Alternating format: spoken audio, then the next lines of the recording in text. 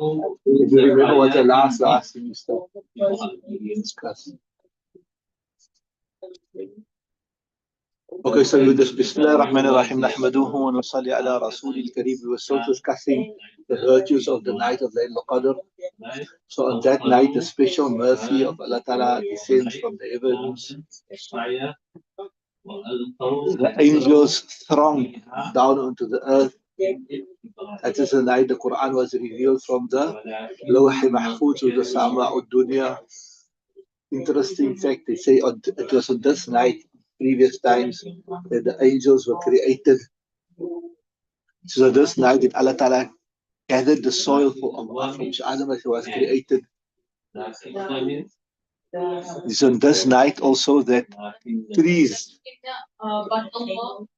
were planted in Jannat.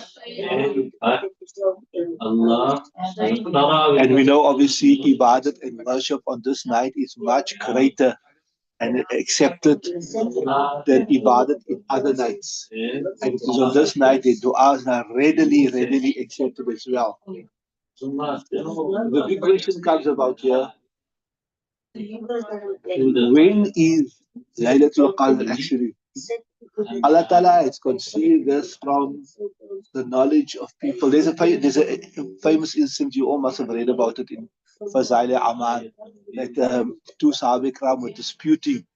And then when Nabi Sallallahu Alaihi Wasallam said, I had the knowledge, Allah Ta'ala had given me the knowledge of Laylatul Qadr, but because of the nuhusat, the bad, you can say what's a nice word in English, the bad luckness or the ill fortune of you people arguing, Allah Ta'ala took that knowledge away. So from that you learn also that when there is squealing, squabbling, arguing, petty bickering, everybody fighting for small things, Allah Ta'ala takes the barakah away. Allah Ta'ala takes the barakah away. The Nabi Sallallahu Alaihi Wasallam maybe expected that Allah Ta'ala took it away because, like I said, you'll become complacent. The Nabi Sallallahu Alaihi Wasallam said in that hadith, seek for it on the odd night. So at least now every odd night you will seek for it.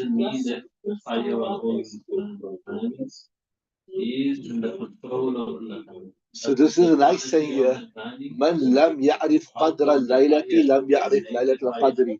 That person who hasn't recognized the worth of the night, he did not recognize the qadr, because in order to get laylat al-qadr, you have to be accustomed to standing in prayer at night.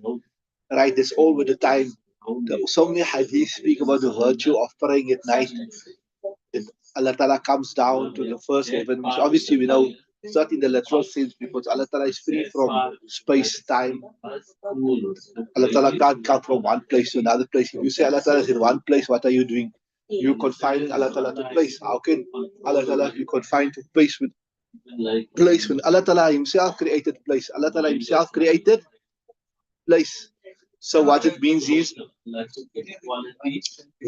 Allah Ta'ala's special mercy comes down, and then وبالأسحار يستغفرون وبالليل فتهجد به نافلة لك إن قرآن الفجر كان مشهودا, except all those, right? So even our own ulama, they differ, because in light of, you must remember one thing, not only to this year, but this is generic. Whenever you see there's a difference of opinion, like, in anything, like, anything, not this in general, like we were studying hadith, mashallah, you're doing kutub say sitta, you see Imam Shafi say this, Imam Abu Hanifa say this, Imam Malik says this, Imam Ahmad bin Hanbal says this, Imam, sometimes if your Ustad want to go in more detail, he'll tell you Ibrahim Nakhai says this, he'll tell you Abdullah ibn Mubarak says this, or he'll tell you Dawud Zahiri says this, or he'll say Ishaq bin Rahawai says this. Then when there is difference of opinion, that means there is different indications from the text. You understand what I'm saying? When something is clear cut from the text, 100% clear cut, then there will be no difference of opinion, because everybody will just take the clear text and practice upon it. You understand what I'm saying? So the moment there's a difference of opinion in some matter, then you already know that maybe the text is differing. Maybe one text is saying one thing and another text is saying another thing. There's some saying. So here, when we tell you this difference of opinion amongst the ulama, when is exactly Laylatul Qadr, then you will automatically catch on and say, look, it seems to be there's seem to be different indications that are understood from the hadith, or some saying, or from the Quran, or from the opinions of the Salaf al-Salihin. And this is an interesting opinion here. Some ulama say that it doesn't have a fixed time. That means every year it's not on a fixed time. It moves, it rotates. If it was like just hypothetically, look, the hadith says seek for it on the odd nights, right? So that means if you, the most authentic opinion is you look at the last 10 odd nights. So 1 year it could be on the 21st, 1 year it could be on the 23rd, 1 year it could be 25th, 1 year it could be on the 27th, 1 year it could be on the 29th, right?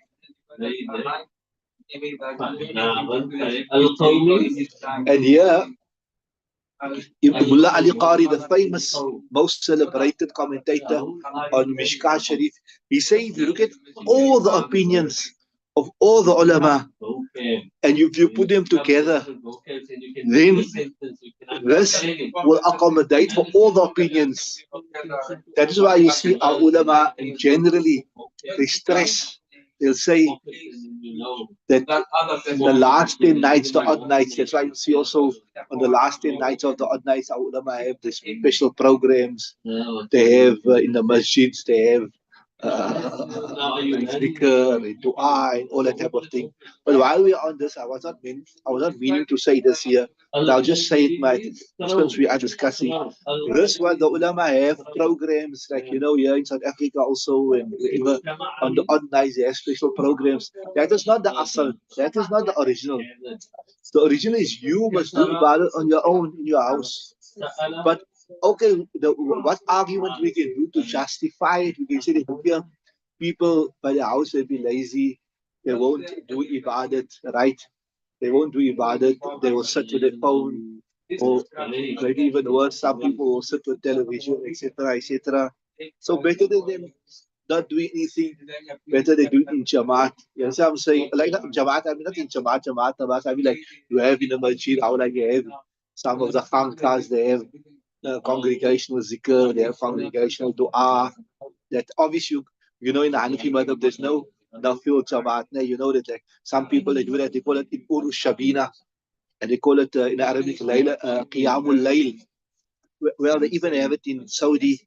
In the last 10 nights, you have Qiyamul Layl. According to Hanafi madhab, there's no nafil namaz in Jamaat. Only non-farz namaz that is in Jamaat is what you can say, okay, maybe the witr namaz, but we got proof for that, right? And the proof is that Umar done it. And the other non-farz namaz that we do in Jamaat is Tarawih namaz. And we got proof for that. The Nabi also done it, right? But other than that, there's no proof to do any other nafil namaz in Jamaat. Yusuf, you understood what I'm saying? So like what you do by just taqwa in it, that is not proven in the Hanafi madhab. In the Hanafi madhab, that is bid'ah. What is it?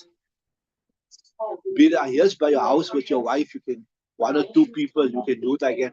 But do it formally in Jamaat and announce. It's not proven from the hadith.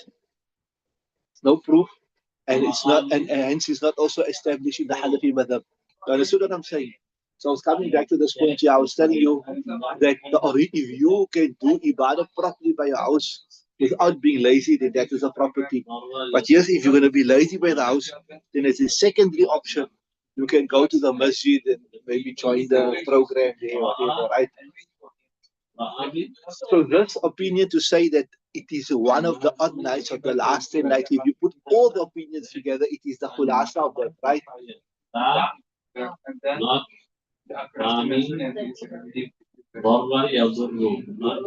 Interesting opinion here. Like I told you, you only have difference of opinion when there's different text. Hazrat Ibn Mas'ud was a great faqih. He was a big mufti, you can say. He was like a Hanafi mufti to say, because the Hanafis mostly take his opinion. He was of the opinion that Laylatul Qadr goes throughout the year, not only in Ramadan. And then in Fazail Amal also you must have read, some ulama say that Laylatul Qadr, there's one Laylatul Qadr for in Ramadan and there's one Laylatul Qadr for out of Ramadan. No? And like I told you that if you look, I mentioned to you before, but whenever there's ikhtilaf amongst the ulama, then Imam Hanifa mostly takes Ibn Mas'ud. That's why if you look at Imam Hanifa's chain, his ustad was Imam Nakhai and Imam Nakhai. I can't remember now the exact chain, but his ustad goes up to as an Ibn Mas'ud. So wherever you see Ibn Mas'ud's opinion, you must know that is also Imam Hanifa's. So Imam Hanifa's also about this year that the Laylatul Qadr is not restricted to Ramadan, it goes through. So this is more reason to make ibadat not only Ramadan, to make every night to wake up, or every morning to wake up in Tahajjud, because maybe Laylatul Qadr will be even out of Ramadan.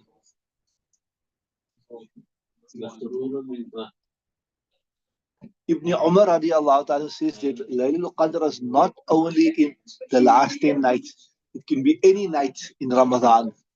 And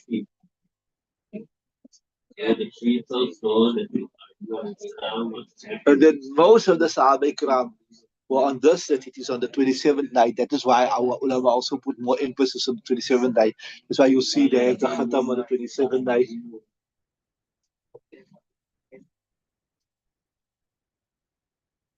And then you know that in the hadith there's certain signs that is mentioned by which you can recognize it is Laylatul Qadr. Sometimes Allah Ta'ala through His Qudrat, He makes it that you see the trees are making sajda.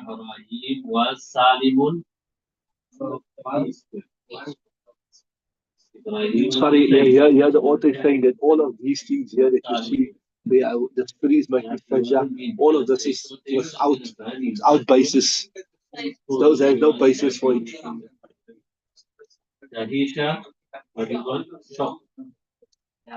People were shocked and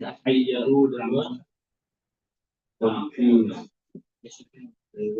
because what they expected. They expected him to be dying, you understand?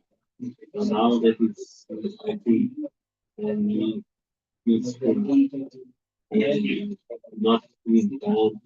So there are people that he coming. So a lot of times people ask this question here, like, look here, if Laylatul Qadr is in one place, also like you have different time zones. Like whilst it's nighttime here in South Africa, or let's look at a better example. Whilst it's nighttime in Australia, for example, it's daytime in Canada, it's daytime in America, right? That's what I'm saying. So when then how do you correlate? It's pretty simple. Same thing like how you say when it is Maghrib in Australia or it is Friday in Australia, then that is their virtuous time. That is where the dua is accepted. And when America got their Maghrib time, people in America don't follow the Maghrib time of Australia. You know what I'm saying? Or Australia don't follow the Maghrib time of America. Each one according to their own area. They follow the sun. So what is so difficult? And Allah Ta'ala also makes it like that. That if it's night here, then it's blessed here. And it's day there, so that blessing hasn't come as yet. You know what I'm saying? And so that point I'm making there. We don't say when it's Maghrib in Saudi, we have to read Maghrib here or Fajr. We follow the sun of our own, of our area, as I'm saying. So same thing here also. When it's Laylatul Qadr here, doesn't mean that in fact there when that place's time come in, then it will be Laylatul Qadr there, because Allah Ta'ala is not restricted to time and space. Allah Ta'ala is the creator of time.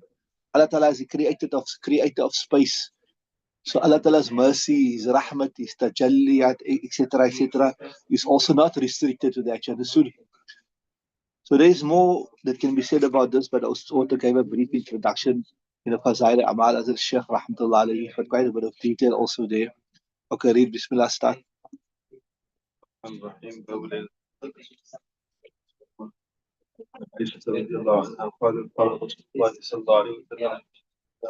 تحروا ليلة القدر في وتر من العشر الأواخر من رمضان رواه البخاري. Yeah. So that's how I was telling you, if you look at it, the most famous, the most prominent opinion is it is in the last 10 days of Ramadan and especially the odd nights and years the hadith. أنا عائشة رضي الله تعالى عنها قالت قال رسول الله تحروا. The same word is like, تحري when you traveling and you do not know exactly where is the Qibla. You make tahari. Isn't it? Tahari means you search, you apply your mind. What does tahari means? You apply your mind. So it's the same word here. Taharraw. Search, like how you search for the Qibla. Taharraw. Laylat al-Qadr. Search for the Qadr. Fil witri in the odd. Min al-Ashr al-Awakhiri. From the last 10 nights. Min Ramadan. From Ramadan. Rawahu al-Bukhari. Imam Bukhari narrates this particular riwayat. Right? That's why I told you, you see normally they have the ulama have the programs on the odd nights, etc. Read the next one. عن ابن عمر رضي الله عنهما قال إن رجالا من أصحاب النبي صلى الله عليه وسلم أروا ليلة القدر في المنام في السبع الأواخر. وقال رسول الله صلى الله عليه وسلم أروا رؤياكم قد تواطأت في السبع الأواخر ومن كان متحريها فليتحرها في السبع الأواخر. متفق عليه. بسم الله الرحمن الرحيم. علي بن عمر narrated the Tariq ibn Umar قال إن رجال من أصحاب النبي صلى الله عليه وسلم رؤوا ليلة القدر في المنام في السبع الأواخر. That some of the companions of Rasulullah uru. What is that? This is a majhul jama'. Ara, yuri, right? Then uriya, uru. You got it? Ara, yuri, uriya, tasniya, uru. They were shown Laylatul Qadr fil manam in the sleep. في السبع الأواخر in the last 7 nights. فقال الرسول أرى رؤياكم. So Nabi sallallahu alaihi wasallam said, فقال أرى رؤياكم قد تواطأت في السبع الأواخر. I see that your people's vision, it is coincided with the last 7 days, right? فمن كان متحريها. So whoever is desired to search for this Laylatul Qadr, فَلْيَتَحَرَّهَا فِي السَّبْعِ الْأَوَاخِرِ. Let him search for it in the last 7 nights. So that's even more, that even narrows it down more, right? So some riwayat says the last 10, and some narrows it down to the last 7. So that would mean, if you say the last 7, it would mean from the 23rd down, right?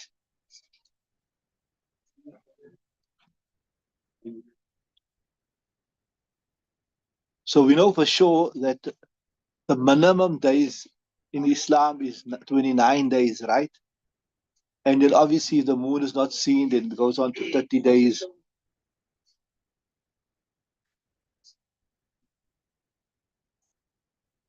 So we don't worry about that. We take it, we say the last 7 days, and we take it to mean the last 7 days if the month is full. You understand what I'm saying? And so that, okay, read the next riwayat. Come, you can take out the new kitab and read out to you for reading. النبي صلى الله عليه وسلم قال إن سورة في العشر الأواخر من رمضان ليلة القدر في تاسعة تبقى في سابعة تبقى في خامسة رواه البخاري.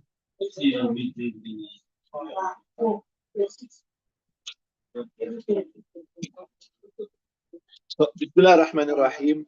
And Ibn Abbas narrate the authority of Ibn Abbas رضي الله تعالى عنهما أن النبي صلى الله عليه وسلم said التمسوها. يلتمس to search for it في العشر الأواخر in the last 10 days. So we won't, it doesn't matter how many days the month is, whether the month is 29 days or 30 days, we'll still say that the last 10 days starts from the 21st, right? You with me? Right? من ليلة من رمضان, right? ليلة القدر مفعول في تاسع in 9 it remains, في سابع in 7 it remains, right تبقى في right في تاس تبقى في خام in the fifth it remain رواه البخاري. That is what I told you, same thing I told you. So when 9 days remain, what is that? The 21st, right? So when we say Tasin, when 7 days remain, and that is the 23rd. When you say when 5 days remain, that is the 25th, right? You understood that? So that shows you that it is the odd number of days. Read next riwayat. بسم الله الرحمن الرحيم. وعن ابي سعيد الخدري رضي الله عنه ان رسول الله صلى الله عليه وسلم اعتكف العشر الاواخر عشر الاول من رمضان ثم اعتكف من العشر رمضان is غير منصرف ألف نون زائدتان. ثم اعتكف عشر الاوسط في قبة تركية. Right. So بسم الله الرحمن الرحيم. وعن أبي سعيد الخدري أن رسول الله صلى الله عليه وسلم اعتكف العشر الأواخر أولا من رمضان. النبي صلى الله عليه وسلم made itikaf for the first 10 days of Ramadan. Then he made itikaf of the second 10 days في قبة تركية in a Turkish tent. Interesting point I want to mention to you. You people know, see, there's itikaf. One is a nafil itikaf and one is a sunnat muakkada itikaf, and one is like you will say a wajib itikaf. Ne? So the sunnat muakkada itikaf, a wajib itikaf is here where you took another, like you said, Ya Allah, if this work get done of mine, if I get cured from my illness, or if this girl accepts my proposal, Allah Ta'ala, you grant me a child or daughter, whatever, then I'm going to make so many days itikaf, whether it's in Ramadan or whether it's out of Ramadan, whatever details you put in it. If you put the details, I'm going to make 10 days itikaf. The ladies, this also applies to ladies, but remember, the itikaf of the ladies is exactly. See, you people try to go to the finish now. You miss so much of the period unnecessarily. You miss of the period. Yeah, try to make it who come. Right? So, like, the laws of the itikaf of a lady is exactly like the same of a man. But only thing is she going to make in her salat room. That's what I was telling you yesterday. That if Allah Ta'ala bless you with a biggish home, alhamdulillah, you make one room as your designated musalla, right? Like sometimes when a man misses his namaz in the masjid, then he can make jama'ah there with his family. Obviously, the man must go to the masjid. The ladies can make namaz in there. And then when a woman wants to make itikaf, then she will make itikaf. That will be in her place for itikaf. But if your house is not so big, you don't have such a house, then you have a corner in your room that is our musalla, our salah khana, like so to say. So that is the same place that a woman will make her itikaf, right? And then exact same laws for the man. Maybe I don't know, maybe the chapter of itikaf will come later. We can discuss it. But just briefly, like how you don't, day is coming. You can't go out of there except for necessity. Same thing, a woman can't go out of her itikaf place except of necessity. Yes, if she got like there's no one in the house to cook in it, then she can go and cook and come back, obviously. And then obviously she can go to the bathroom, whatever, and come back, because that's a necessity. So exactly the same thing. So yeah, so I was telling you, so a wajib itikaf is where you made a promise to Allah Ta'ala, if I get cured, if my ustad get cured, Ya Allah Ta'ala, if you my ustad Aadiel Moosagie cure, then I want to make 30 days itikaf for your pleasure, that is cured. Then for a woman, where she make it? She must make it in her salah place or in her room. Then also just I was just, there's some, if a person, like doesn't have anybody to go and buy this stuff, then they can even do that. Like if you are like a woman living alone in a house, for example, right? She needs to get certain groceries. There's nobody to get the groceries for her. Then she was allowed to go out to buy the groceries. You know that when we made itikaf, when we after we finished madrasa, when we went to Jamaat, we went to Saudi Arabia. So we made itikaf in Masjid Nabawi, sallallahu alaihi wasallam. So we had no family, nothing there. So we had to make arrangements for our food, and they don't allow food in Masjid Nabawi, sallallahu alaihi wasallam. So we used to go out to go buy our food. And in the time of Sahaba Ikram, and it also, remember there was no toilets by the masjid in it, ne? So Sahaba Ikram also had to go home to visit the bathroom and that. So yeah, where we going from one thing to another thing to another thing. So I was telling you, one is your wajib itikaf. Then you get the sunnat muakkada itikaf, which is in the last 10 days of Ramadan, right? Then the other itikaf besides that, that is a nafil itikaf. That's where we went from one thing. So this itikaf here with Nabi Sallallahu done in the first 10 days and in the second 10 days, this was the nafil itikaf. You understand what I'm saying? This was the nafil itikaf. So you can help there. Abu, go sit in your place. You people must go, but the house finished now. You see, how much minutes of the period you waste? Uncle Yunus there. You people help him there. Go there, right? So remember, so you got it now properly, ne? Nafil itikaf you can do anytime. Nafil itikaf according to Hanafi madhab you can even do out of Ramadan. You go into the masjid, right? Like you every time you go into the masjid, you're gonna read your Zohar namaz, for example. So you make intention, Ya Allah Ta'ala, make intention of nafil itikaf in the masjid, right? And then or even maybe some places where the madrasa is in a masjid and they teach in the masjid. Every time you go into the masjid, you say, Ya Allah, make intention of nafil itikaf. So this itikaf here in the first 10 days and the second days, this was the nafil itikaf. That nafil itikaf is can be any time, any amount of minutes, and if you break it, there's no qadha, nothing, right? But the one, the last 10 days, that is the sunnat muakkada itikaf, right? That if you break it, you have to make qada of the one day only. You can make the qada in the same month also, right? Then the other one is the wajib one when you made a nazar. Are you with me? Are you understood all this properly? So yeah, we're speaking about when Nabi sallallahu alayhi wasallam used to make itikaf in the first 10 days and the second days. That's referred to the what? To the نفل اعتكاف, right? في قبة تركية ثم طلع رأسه فقال إني اعتكفت الأشهر الأول ألتمس هذه الليلة. Then Nabi Sallallahu peeped out, he peeped out and he said, verily I made the tikaf in this last 10 days. ألتمس هذه الليلة. I'm seeking this night. In other words, so you see, that's why I told you, look at me 1 minute. Remember I told you that you'll only find difference of opinion when there is some scope in the text to show this difference of opinion.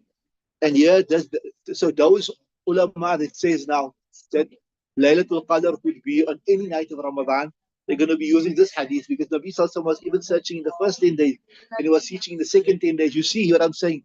So nobody, that's why I'm saying if you see any opinion of the Imam Mujtahideen, there's always some proof behind it. There's always, you won't see any Imam Malik or Imam Shafi or any becoming opinion, like mentioning opinion, and there's no proof for it.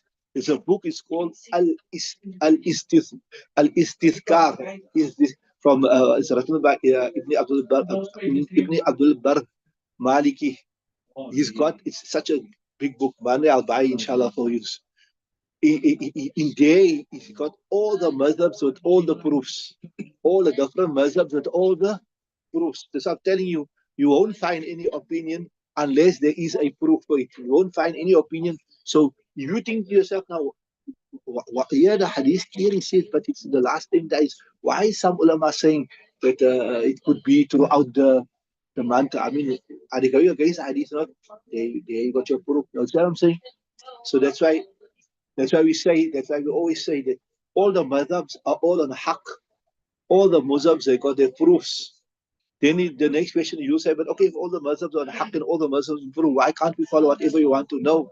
Because then that is going to lead to what? To free thinking. Then whenever what is convenient for you, you're going to follow that. You understand what I'm saying? Okay, now let's do practice upon this. Now, oh, this makes sense to me. Now, I want to practice upon this. And what's going to happen at the end of the day? You're going to be following your hawa. You're going to be following your desires.